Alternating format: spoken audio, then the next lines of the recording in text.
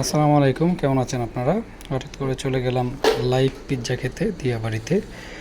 যাওয়ার শুরুতে আমরা চলে গেলাম প্রথমে বড় ভাই রনি ভাইয়ের বাসায়। তারপর রনি ভাইয়ের ফ্যামিলি মিলে আমরা চলে গেলাম দিয়াবাড়ি। আমি অবশ্যই এর আগে যাইনি কখনো, সেই জন্য ভাইকে নিয়ে গেলাম।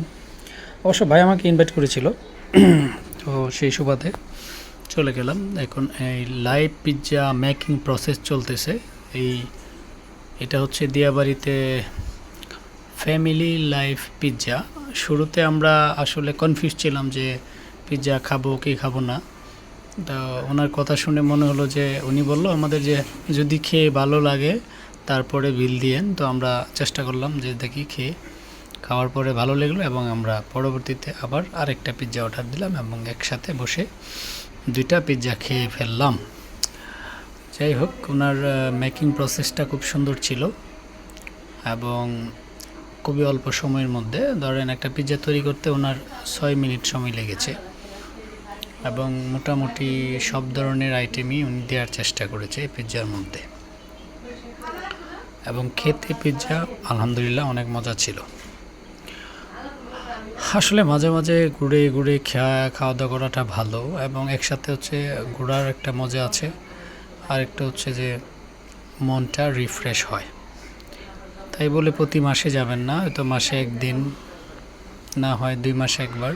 কারণ প্রতি মাসে যখন আপনারা এটা খাওয়ার দাওয়া বাইরে করবো তখন হয়তো ফাইন্যান্সিয়াল একটা ব্যাপার থাকে।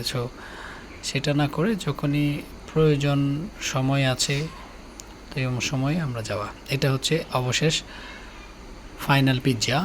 এখন এই পিৎজা চলে যাবে চুলায়, মানে এই পিৎজা এখন গরম চুলায় চলে যাবে। একটু পরেই আপনারা দেখতে পাবেন সেটা। এখন পিৎজার ফাইনাল মেকিং প্রায় শেষ, এরপরে পিৎজা চলে যাবে চুলায়। তো আপনাদের দাওয়াত থাকলো ফ্যামিলি লাইভ পিৎজায়।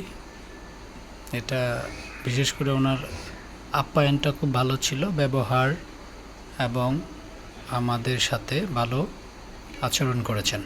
এই যে এখন চলে যাচ্ছে চুলার মধ্যে, এই গরম চুলায় 2 মিনিট বা 1 মিনিটের মতো ওনারা গরম দিয়ে আমাদের খাবার উপযোগী পিৎজা তৈরি করছেন।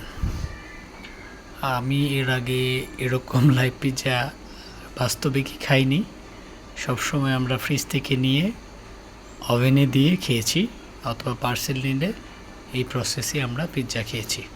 বাট এটা ফার্স্ট টাইম লাইভ পিৎজা খেয়েছি এবং খুবই অল্প সময়ে গরম গরম পিৎজা। সো আপনাদের দাওয়াত থাকবে ফ্যামিলি লাইভ পিৎজায় গিয়ে, দিয়াবাড়িতে অবস্থিত। খাবেন পিৎজা, অনেক টেস্টি, অনেক মজাদার। ওকে, ভালো থাকবেন। আল্লাহ হাফেজ।